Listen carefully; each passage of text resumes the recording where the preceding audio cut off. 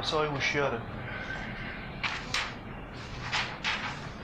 اونجا پلاش فکر کنم فلزی باشه، اینجا پلاش بوتونیه، به هر حال سنگه و ارتفاعش 100% با هم دیگه تفاوت دارن، شیبشون با هم دیگه فرق میکنه. نظر به اینکه این یکی از معلولان جوان آسایشگاه به نام محمد گمار که فاقد 2 پا و 1 دست میباشد با تمرین‌های سخت توانسته پله‌های فراوانی را با کمک 1 دست طی کند. بدین وسیله از محضر حضرت عالی تقاضا دارد در صورت امکان دستور صدور مجوز جهت بالا رفتن آزمایش از پله‌های برج توسط ایشان مبذول.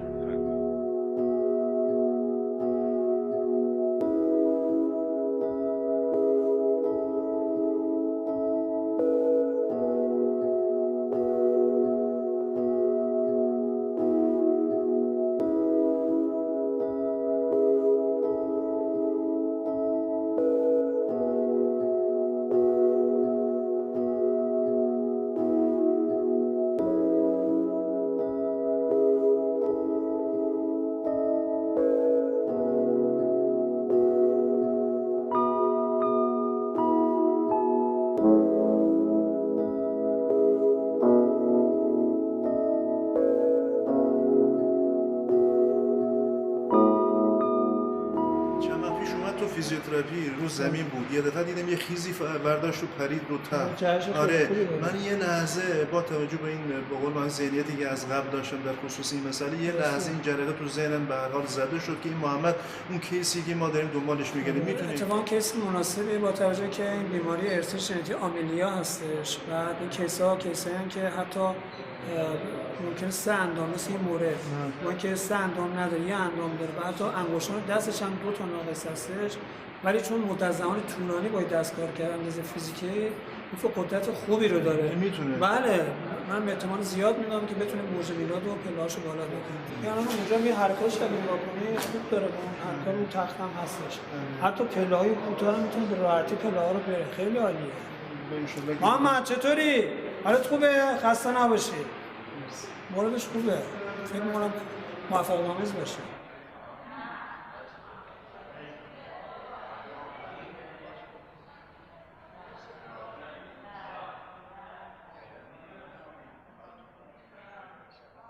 دنیا پیچیده است، باید پیچیده به خواسته هات برسی. معلولیت من هم نشانه است، هم امتحانه، هم امتحان مردمه، آدم این سالمه، هم امتحان خودمه، هم میخواد دنیا رو نشون بده. دنیا هم اینجوری سخته، هم جوری دیگه زیباست. این دنیا ما اومدیم فقط سختی ها رو شکست بدیم. سختی رو دور بزنه از همه چی میبره، انسان از همه چی میبره.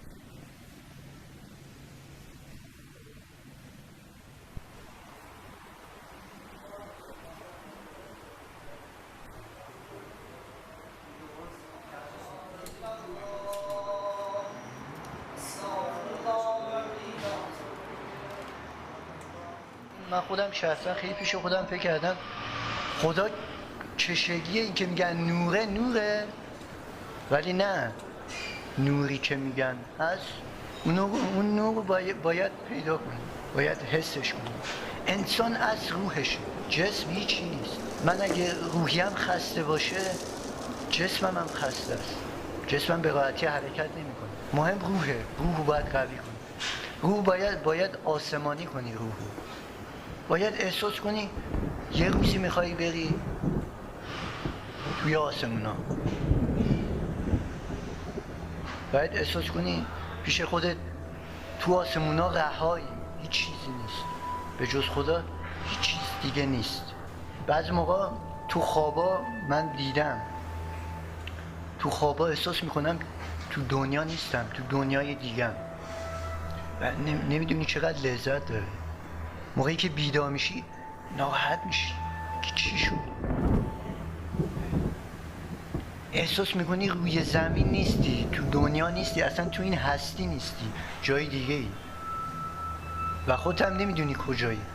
هر جور تشخیص بدی نمیفهمی کجایی. و وقتی که اون لذتی که تو خواب میبری، موقعی که یعنی واقعا لذت میبری ها، موقعی که بیدار میشی خیلی ناراحت میشی، میگی من باز سر جا اولمم.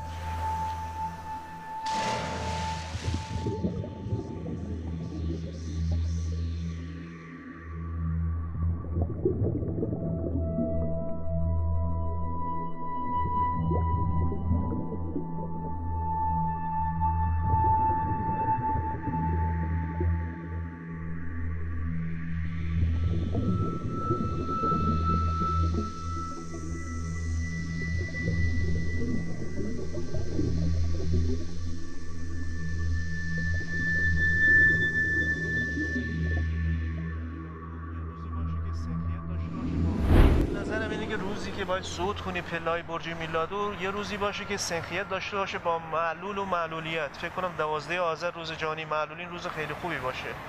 انشالله اون روز بتونی این کار بزرگ رو انجام بدی که تمام معلولین و تمام اونایی که دچار مشکلات حرکتی تو دنیا هستن خب به هر حال شما رو ببینن و یه تلنگری هم بشه به اونا، حتی آدمای ساده.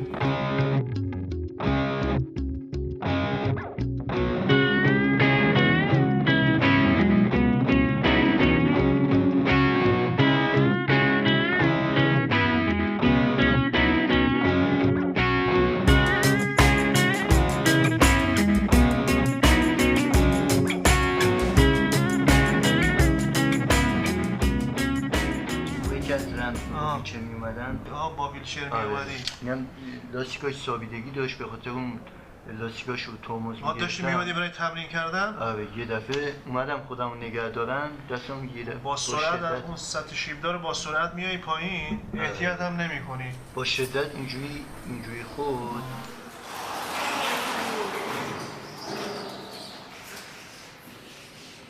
پله رو بریم بالا یعنی فشار میاره؟ نه فشار نمیاره. حتما یک ماه باید استراحت کنی. الان 45 روز 50 روز دیگه مونده برنامه صعود و نهایی رو انجام بدیم، ولی متاسفانه این آسیب دیدگی یه مقدار کارمون رو عقب میندازه. انگشت خیلی کارایی داره، ممکنه بگن مثلا انگشت این چه کاری انجام میده که اینقدر مهمه داره توضیح میده، ولی نه این انگشت خیلی ممکنه این انگشت باعث بشه یه چیزی رو تو دستت نتونی بگیری قشنگ. هر جام آسیب ببینه اصلا ناراحت نمیشن، میگن بالاخره پستی بلندی هست. اینجا نداری؟ نه اصلا؟ بیر بالا خم کن به راست خم. حالا اینجا چی؟ نه نداری؟ نه. از این بعد انگوش اینجا یه تروما داشت من قسمت اینجا که برخورد کرده به دیوار که اینم دردناک بود. میدیدم که یه چسب رو دماغشون هست، حالا میدونیم که پرسیدیم گفتیم این چسبه چیه رو دماغش، حالا فهمیدیم که آقا یا خانم عمل کرده. واقعیتا بینی منم نیاز به عمل داره. خب حقیقتا زاویه این بینی من خب این نیاز به عمل داره. در حقیقت من خودم ببینم بینیم بیشتر پیداست تا صورتم ولی خب ببین این بینی به صورت میاد. الان مایی که میبینید ناقصیم، الان از پایین دیدی تا بالا، این یه نقص، این دماغم هم یه نقص.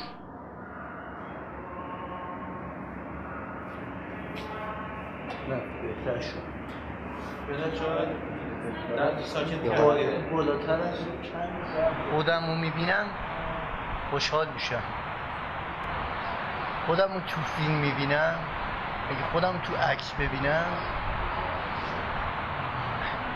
یعنی جونور کیه؟ سلام قربونت برم. همین شما.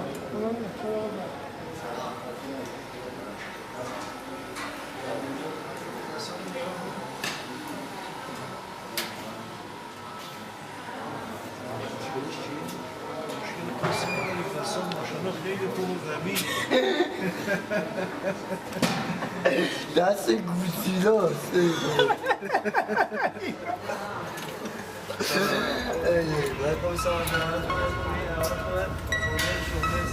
ولی به هر حال استخوانات ماشاءالله خیلی قوی و خوب. دستای چیزه. دستای دایناسور.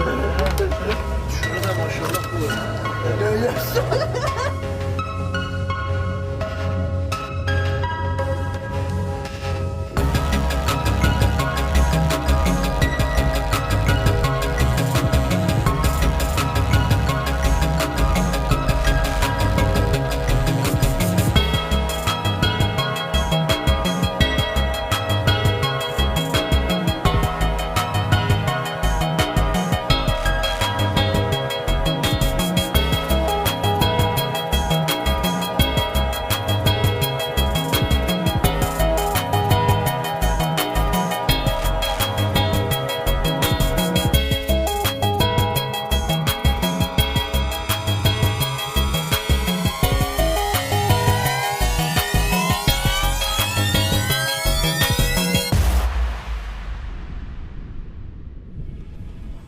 خبرنگارشون که براشون شما لیست رو بدین محلش رو به من بگین که تا جایی که آخرین پله باشه میشه گنبداسان آخرین پله رو ما میریم. تا حالا کسی نرفته ما میریم کمتر از 14 درجه، اگه هرچی کمتر باشه بهتره. چون راهپیمان واقعا سرد اون مسیر. سرده، برای همون میگه فیلم بدون قطع، یعنی دوربین مدام روشن باشه پشت سر ایشون بره، قطع نباید بکنه، حواستون باشه. بعد بفرستیم برای گینس. گینس استثناها رو زودتر ثبت میکنه.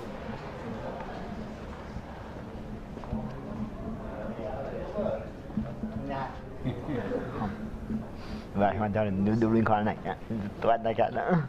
امیدوارم این حال نکنم. بشینم؟ نه بشین کار داری؟ نه.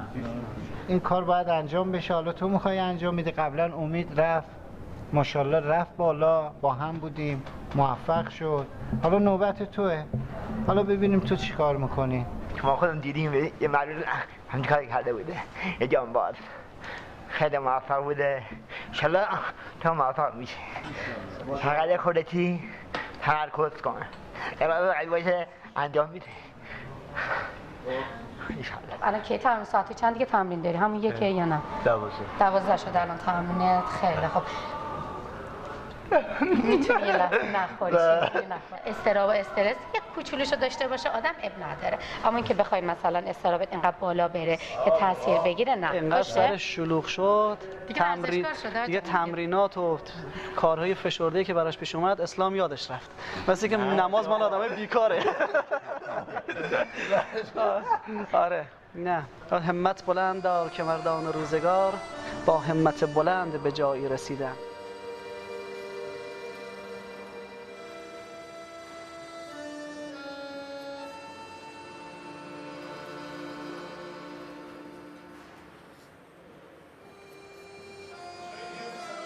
یعنی وقتی به قله افتخار رسیدی اون بالا باید خودت حفظ کنی، نه اینکه تغییر رویه بدی. وقتی برگشتی آسایشگاه، برگشتی تو جامعه دیدی که 4 تا بنر واسط زدن، 4 تا پوستر زدن، اون چیزی که اجتماع میپسنده، جامعه میپسنده، خب اونا رو سعی کنی همیشه تو زندگیت مد نظر داشته باشی، به خدا توکل کنی، ایمان داشته باشی، ایمانت راسختر بشه، قوی‌تر بشه. از این فراز و نشیب‌ها زیاد تو زندگی داره. باید آدم سعی کنه که چجوری از این به قول معروف پیروزی‌ها و از این شکست‌ها چی تجربه‌ای بگیره و چجوری تو مراحل بعدی زندگی بتونه استفاده کنه.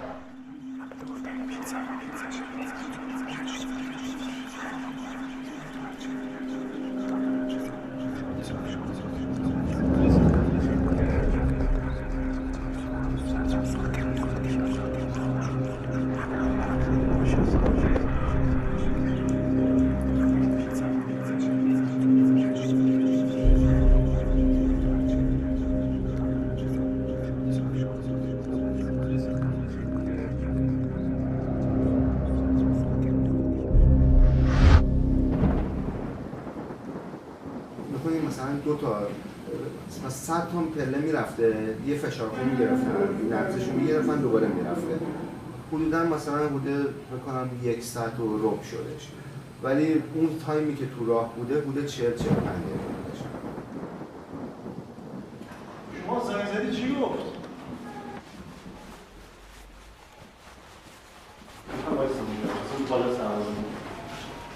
محمد امروز آقا صمدی زنگ زده، تماس گرفته واسه ثبت ملی رکورد. گفتم میترسیم قلبش میگیره و از این حرفا.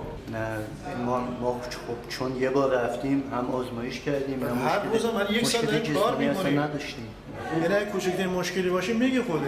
یعنی اصلا یه همچین کیسی تا به امروز این کارو نکرده، واسهشون حالا یه چیز غیر مترقبه است دیگه. چون من پیش از اینکه بیام اینجا زیاد ورزش کردم، بودم سیستم بدنی. من میدونم اونا میگن آخه اونا الان مگه به پیشون من بهشون بگم. آقای خاکی چی گفت؟ بگم آقای خاکی من صحبت کردم، گفتش که من تمام میکنم، نه همچین چیزی نیستش، نه ما چیزی هم تست کردیم، همین صحبتی که شما میکنین ایشون گفتن و حالا نمیدونم چی میشه. بسیار نمیدونم ببین والله اینجوری گفتم. نه گفتم فیلم داری اینستا زیاده میتونم نه نمیذارن که واسه ثبت ملی رکورد نمیگن رکوردگیری کنن. خب آقا برای رکورد نمیذارن. حالا کار ما فعلا مثل اینکه افتاده تو دست‌انداز، حالا هر جا میریم یه چیزی میگن. والا میخوای تا من برم باشون صحبت کنم بگم مشکلی نیست، چون مشکل باشه خودم تشخیص میدم مشکل. من همین گفتش که یکی ممکن خوش از پنجره بخواد بنده پایین بگه من مشکلی ندارم، ما که نباید قبول کنیم. نه آخه پنجره فرق میکنه، پنجره میدونی که میافتی پایین، ولی این افتادن پایین نیست. یه حرکت ورزشی، یه حرکت مثبتی ما میخوایم به تمام جامعه نشون بدیم که معلولین این کارو میتونن تو دنیا انجام بدن. تو هر کی تو خونه است، تو آسایشگاه است، فرقی نمیکنه. ما میخوایم اینو به جامعه نشون بدیم. ما که نمیخوایم خودمون از پنجره پرت کنیم بیرون. این آقا یعنی ما به حمدالله ما خب الان 11 ماه با آقا رؤوفی کار میکنیم. خب بی خودی هم وقتی که آماده نباشیم میگیم آماده نیستیم. دست به این کار نمیزنیم. اصلا دست به این کار نمیزنیم.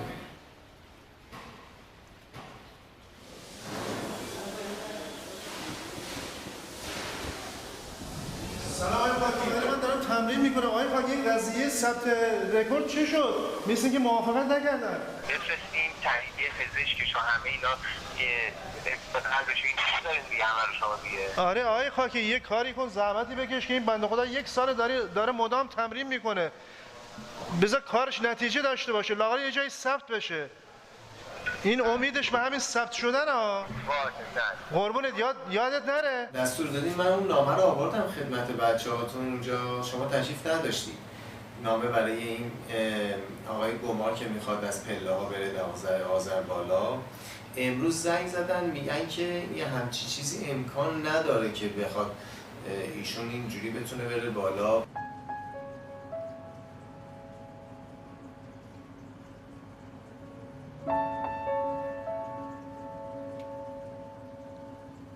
ایشون توانایی و قابلیتش خیلی زیاده، به هر حال مصمم هستن که این کار رو انجام بدن.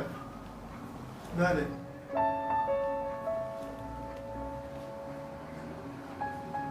چجوری اجازه نمیدن؟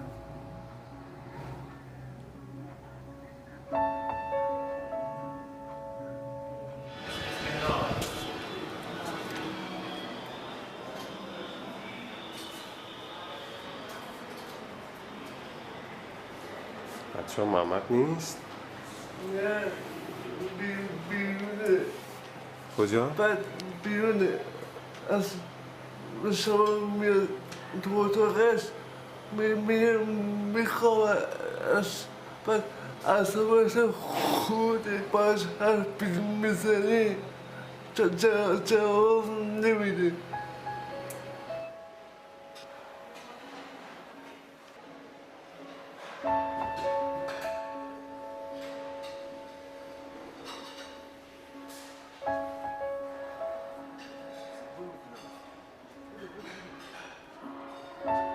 محمد آقای گمار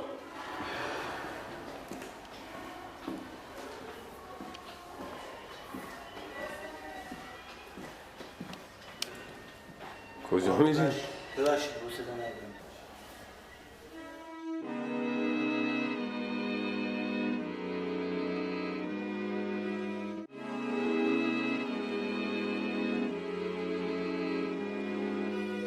موقعی باید اون کارو بکنی که بالاخره یه جورایی زدت نکنن. نه آخه راه حل نیاز نیست، مثلا نیست که بخواد راه حلی پیدا کنی یا مثلا درستش کنی.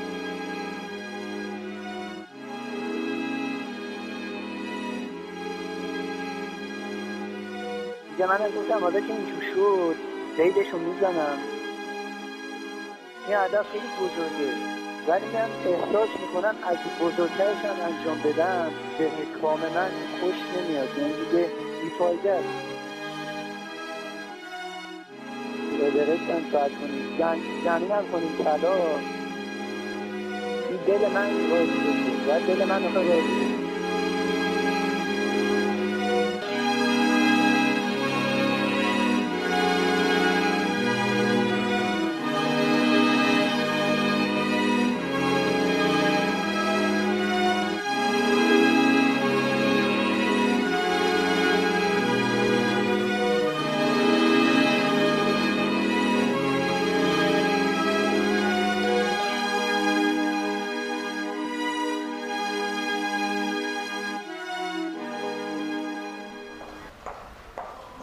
مشکلاتی هستن که خب اینا حالا در گذشته دارن و اون عزت نفسشون پایینه، عزت نفسشون و خود باوریشون ضعیفه، به خاطر همین خب خیلی ناامید شده.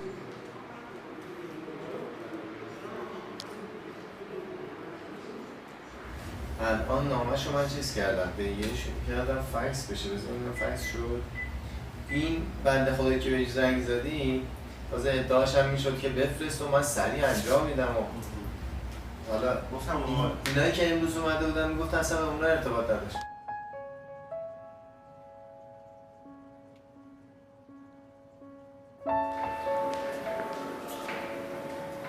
الان چند روزی اصلا تمریناتشو قطع کرده نمیاد. حالا دوباره باید برم باهاش صحبت کنم، متقاعدش کنم که اصلا هدف ثبت کردن نیست. هدف اینه که توانایی تو نشون بدی. هدف این نیست که جایی ثبت بشه، که به هر حال توی یه رسالتی داری باید اون رسالت خودت رو انجام بدی. به هر حال اینا رویاتشون لطیف و حساسه. یه جوری باید متقاعدش کنم دوباره بیاد سر تمرینات. من خودم از این قضیه خیلی ناراحتم الان.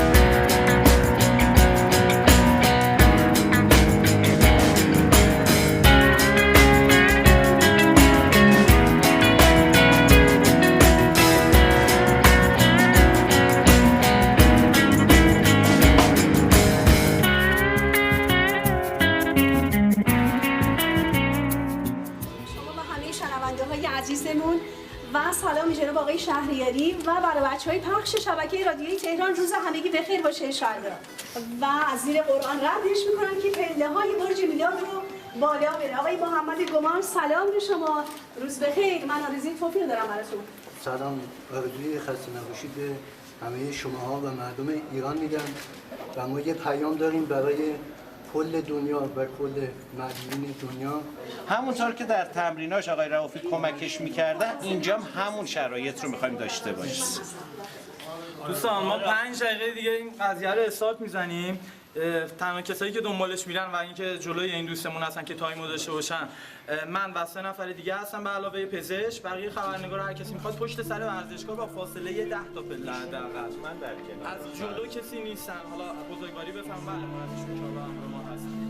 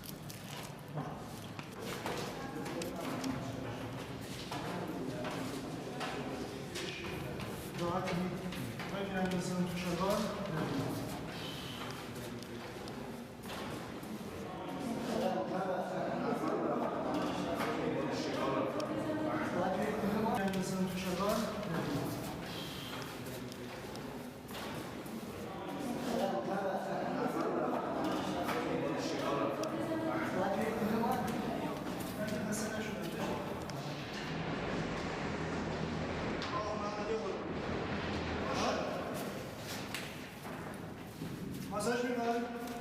نه راحته. تنسیق سینه.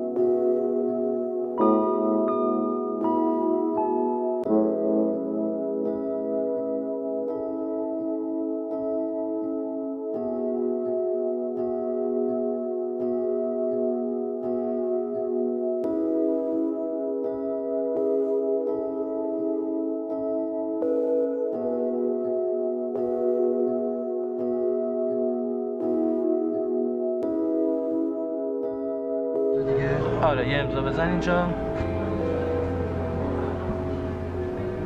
درخواست شما رو از طریق بسیسی داده بودم به فدراسیون ورزش‌های همگانی، اونجا بررسی شد تو کمیته فنی فدراسیون، به ما اجازه دادن که ما برای ثبت رکورد شما بیایم. ما از اون پله منفی یکی که طبقه منفی یکی که شما استارت زدی کرونومترمون رو زدیم تا اون پله 1693 که شما اومدی بالا. شرایط رو بتونیم برای شما مهیا بکنیم ان شاءالله داخل کتاب رکوردهای گینس هم به ثبت میرسه. دست شما در نکنه.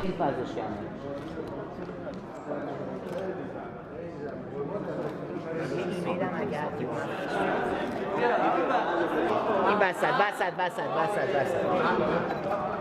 خواهم زیارت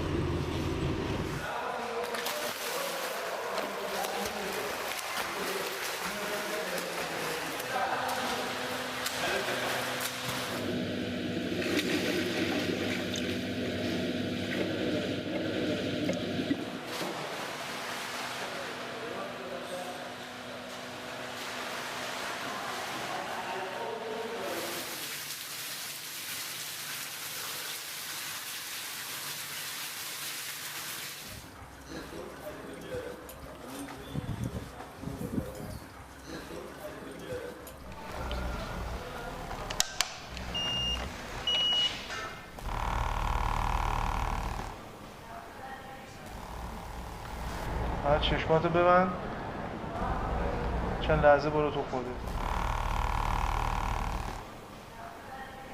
محمد الان میبینی چیزی رو؟ تو اون رویاهات هست یا نه؟ برو تو رویا. البته رویایی که به واقعیت میپیونده. خیلی چیزا تو رویام هست. بگو یکیشو بگو. برج میلاد که اوله. اولین رویاست. رویای کوچیکه ها؟ رویای تازه آره چشمات باز نکنی. بستی یا نه؟ چی؟ چشمات بسته؟ آره بسته. باز کنی چیز میشه. بعد بعدیش رویای بعد از میلاد برج‌های بلندتر دنیاست. بزرگترین برج دنیا.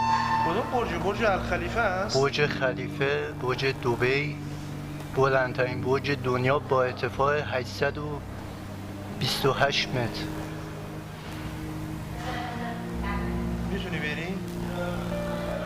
میشه آره. اگه میگم اول خدا خواستن توانست. بعد شکی هم نیست. معلولیت ناتوانی.